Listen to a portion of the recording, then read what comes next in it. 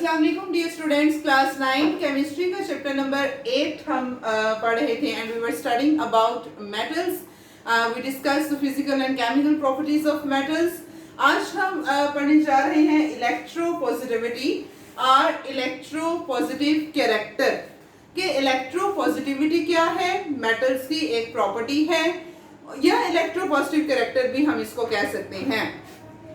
अब at the very first lecture जब हमने मेटल्स के बारे में पढ़ा, मेटल्स की डेफिनेशन के बारे में पढ़ा कि मेटल्स क्या हैं, ऐसे एलिमेंट्स जो अपने इलेक्ट्रॉन लूज करें. एलिमेंट्स जो अपने इलेक्ट्रॉन लूज करें उनको हम कहते हैं मेटल्स. और ये जो इनकी एबिलिटी है to lose the electron, this is known as metallic character. कि हम कह रहे हैं मेटल्स का करेक्टर क्या है, मेटेलिक करेक्टर क्या है कि वो अपने इलेक्ट्रॉन लूज करते हैं. ये उनकी प्रॉपर्टी है. ये जो मेटेलिक करेक्टर है इसका दूसरा नाम है इलेक्ट्रोपॉजिटिविटी.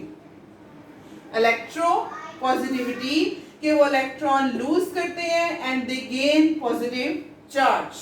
तो this tendency, this property of metal to lose the electron easily is known as electropositivity or electropositive character. अब जितनी तेजी से मेटल, कोई भी मेटल है, वो जितनी जल्दी से इलेक्ट्रॉन लूज करेगा वो उतना ज्यादा इलेक्ट्रोपॉजिटिव होगा. और जो जैसे उसके ऑपोजिट हम electronegativity, we have studied that in chapter number 4. Chapter 3 electronegativity के बारे में हमने पढ़ा. वो नॉन मेटल्स की प्रॉपर्टी है कि नॉन मेटल क्या करते हैं, इलेक्ट्रॉन अट्रैक्ट करते हैं अपनी तरफ. वो जो प्रॉपर्टी है उसको हम इलेक्ट्रोनेगेटिविटी कहते हैं. और मेटल्स की प्रॉपर्टी है कि ये इजीली अपना इलेक्ट्रॉन देते हैं. This property is known as electropositivity.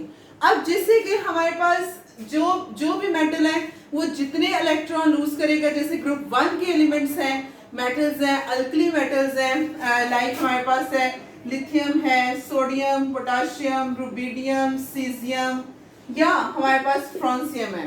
या उसके अलावा ग्रुप 2 के अगर हम मेटल्स देखें, beryllium, magnesium, calcium, strontium, barium, radium, ये ग्रुप 2 के हैं. अब ग्रुप 1 के जो एलिमेंट्स हैं ये इनके आटोमो शेल में एक इलेक्ट्रॉन है. अब इन्हें 7 इलेक्ट्रॉन चाहिए अपना ऑक्टेट कंप्लीट करने के लिए, and nobody is going to give them 7 electrons, so they have to lose their 1 electron that is present in their outermost shell. So जब ये अपना एक इलेक्ट्रॉन लूज करेंगे तो इनके ऊपर +1 चार्ज आ जाएगा. ये है वैलेंसी. वैलेंसी कि the tendency to lose electron, कि जिसने जितने इलेक्ट्रॉन लूज किए हैं उसके ऊपर उस हिसाब से उतना पॉजिटिव चार्ज आता जाएगा और उसको हम कहेंगे उसकी वो वैलेंसी है. जैसे सोडियम है, हमने उस दिन पे देखा कि सोडियम के आउटर शेल में कितने इलेक्ट्रॉन हैं, 11 इलेक्ट्रॉन हैं. आउटर शेल में 1 इलेक्ट्रॉन है, एटॉमिक नंबर 11 है. अब इसके आउटर शेल में 1 इलेक्ट्रॉन है तो सोडियम क्या करेगा, इजीली इस एक इलेक्ट्रॉन को लूज करेगा और बना देगा Na पॉजिटिव. ये सोडियम आयन हमारे पास बन गया है. तो ये जो +1 इसके ऊपर चार्ज आया, this is valency. And this character of sodium to lose 1 electron is known as electropositivity. तो अब मैंने आपको बताया था उस दिन कि ये +1 चार्ज क्यों आता है. +1 इस वजह से आता है, atomic number is the number of protons or the number of electrons that are present in the shell. तो अब सोडियम का एटॉमिक नंबर 11 है. इट मींस कि इसमें there are 11 positive charges and there are 11 negative charges present in the atom of sodium. अब जब वो अपना एक इलेक्ट्रॉन लूज कर लेगा तो हमारे पास नेगेटिव चार्जेस कितने होंगे, 10, और पॉजिटिव कितने हैं, 11. तो पॉजिटिव ज्यादा है ना, नेगेटिव कम, इस वजह से इसके ऊपर पॉजिटिव चार्ज आ गया है. तो अब इसी तरह से हमारे पास हम जिंक की बात करें. जिंक के जैसे जिंक अपने 2 इलेक्ट्रॉन लूज करता है, उसके ऊपर चार्ज +2 आ जाता है. इसी तरह से हम मैग्नीशियम की बात कर लेते हैं. सेकंड ग्रुप का जो है मैग्नीशियम 2 इलेक्ट्रॉन लूज करता है, उसके ऊपर भी +2 चार्ज आ जाते हैं. इसी तरह से if we talk about the element of third group, that is aluminium. Aluminium can lose 3 electrons and hence it gain the charge +3. तो ये हमारे पास इलेक्ट्रोपॉजिटिविटी है कि अब ये कि कोई इलेक्ट्रॉन जो लूज करने की एबिलिटी है, जितने इलेक्ट्रॉन लूज करेंगे उतने ज्यादा वो इलेक्ट्रोपॉजिटिव कहलाएंगे। अब नेक्स्ट अगर हम देखें कि इलेक्ट्रोपॉजिटिविटी का ट्रेंड क्या है, ये आपको इलेक्ट्रोपॉजिटिविटी समझ आ गया।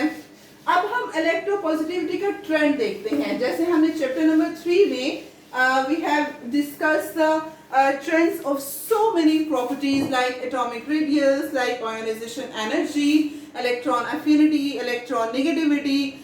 periodic table में हमने उनके ट्रेंड देखे थे ग्रुप में और पीरियड में, कि इधर ग्रुप में इंक्रीज कर रहे हैं या डिक्रीज कर रहे हैं, पीरियड में वो क्या कर रहे हैं, इंक्रीज कर रहे हैं, डिक्रीज।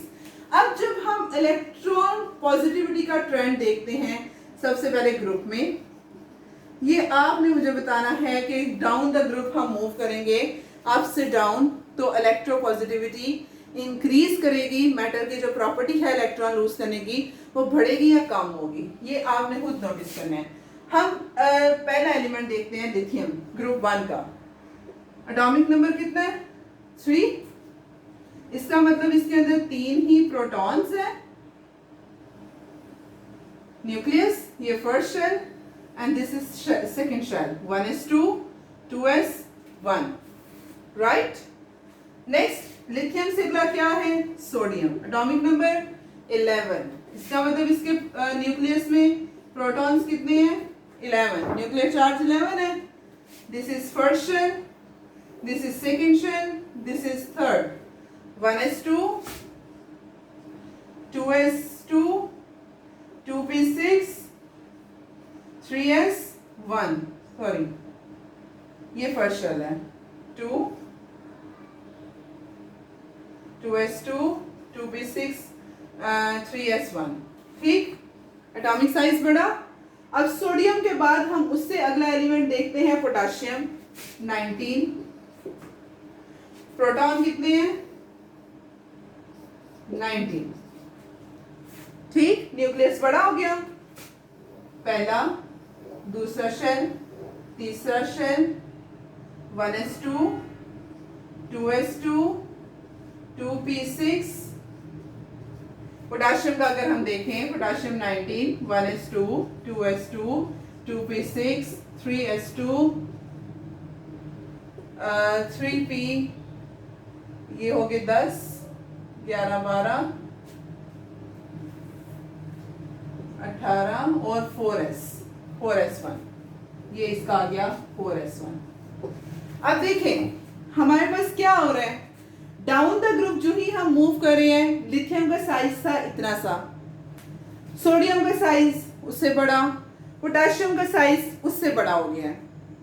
अब जो ही साइज बड़ा है, हम यहाँ पे नोटिस करें तो यहाँ पर जो आउटर मोस्ट शेल में इलेक्ट्रॉन है उसके दरमियान और न्यूक्लियस के दरमियान डिस्टेंस क्या है, बहुत कम है। यहाँ पे हम देखें आउटर मोस्ट शेल और न्यूक्लियस के दरमियान डिस्टेंस क्या है, ज्यादा हो गया उससे।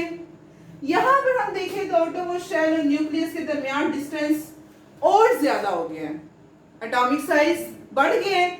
न्यूक्लियस का जो होल्ड है, न्यूक्लियर चार्ज का आउटर मोस्ट शेल का जो इलेक्ट्रॉन है उसके ऊपर होल्ड क्या हो गया है, कम हो गया है, क्योंकि एटॉमिक साइज बढ़ है।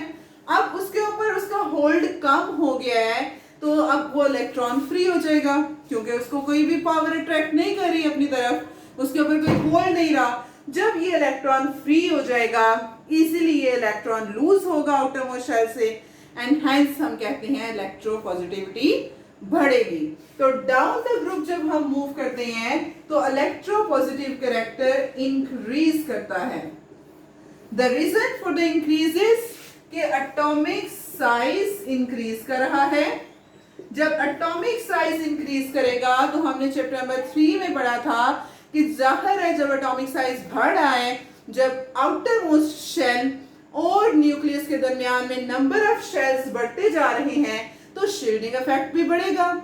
जब शील्डिंग इफेक्ट बढ़ रहा है तो इलेक्ट्रॉन न्यूक्लियस का आउटर मोस्ट शेल के इलेक्ट्रॉन पे होल्ड कम होगा and hence they can easily remove that electron, और इस तरह से इलेक्ट्रोपॉजिटिविटी इंक्रीज करती है। फिर उसके बाद अगर हम पीरियड में देखते हैं, पीरियड में ट्रेंड अगर हम देखें, ट्रेंड इन पीरियड, तो इलेक्ट्रोपॉजिटिविटी पीरियड में डिक्रीज करती है। पीरियड में इलेक्ट्रोपॉजिटिविटी डिक्रीज क्यों करती है?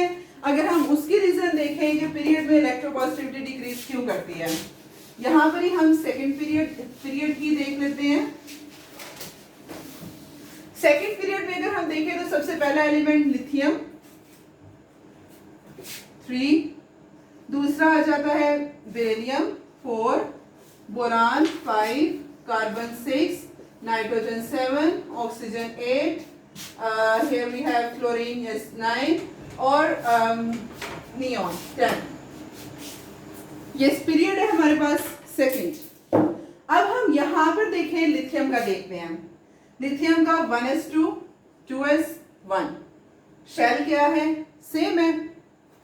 अच्छा, प्रोटॉन कितने लिथियम के न्यूक्लियस में? 3, इलेक्ट्रॉन 1s2 2s1। बेरिलियम का देखते हैं, प्रोटॉन कितने हैं? 4, electron 1s2 2s2 1s2 2s2। Boron में देखें 1s2 2s2 2p1, प्रोटॉन कितने हैं? 5, शेल उतने ही है 1s2 2s2 2p1। फिर आगे हम कार्बन का देख लें, इसमें 6 प्रोटॉन्स हो जाएंगे। अब यू कैन सी हियर कि यहां पर nuclear charge is continuously increasing from 3 4 5 and 6। Nuclear charge बढ़ रहा है, लेकिन नंबर ऑफ शेल्स यहां पे भी हम देखें तो 2 है, यहां पे भी 2 शेल्स हैं, यहां पे भी 2 शेल्स हैं, यहां पे भी 2 शेल्स हैं। नंबर ऑफ शेल्स नहीं बढ़े, न्यूक्लियर चार्ज बढ़ रहा है, नंबर ऑफ शेल्स नहीं बढ़े। इसका मतलब न्यूक्लियस जो है इसकी एनर्जी, इसका चार्ज बढ़ है, तो न्यूक्लियस क्या करेगा? जो आउटर मोस्ट शेल इलेक्ट्रॉन है इनको अपनी तरफ खींच के रखेगा, इनके ऊपर अपना होल्ड रखेगा। जब इनके ऊपर उसने अपना होल्ड रख लिया है, क्योंकि एटॉमिक साइज नहीं बढ़ा, तो फिर आउटर मोस्ट शेल के इलेक्ट्रॉन को लूज करवाना मुश्किल हो जाता है। जब आउटर मोस्ट शेल के इलेक्ट्रॉन जो है वो नहीं लूज हो सकते इजीली, तो हम कहते हैं इलेक्ट्रोपॉजिटिविटी क्या हो रही है? डिक्रीज। तो इस तरह से इलेक्ट्रोपॉजिटिविटी डिक्रीज करती है कि न्यूक्लियर चार्ज बढ़ रहा है, एटॉमिक साइज सेम रह रहा है। जब न्यूक्लियर चार्ज बढ़ा है, न्यूक्लियस का होल्ड आउटर मोस्ट शेल के इलेक्ट्रॉन पे बढ़ जाएगा, तो जिसकी वजह से उनको रिमूव करवाना मुश्किल होगा। इसी वजह से हम कहते हैं कि when we move from left to right in periodic table in periods, तो एटॉमिक साइज मेटालिक कैरेक्टर जो है वो डिक्रीज करता है।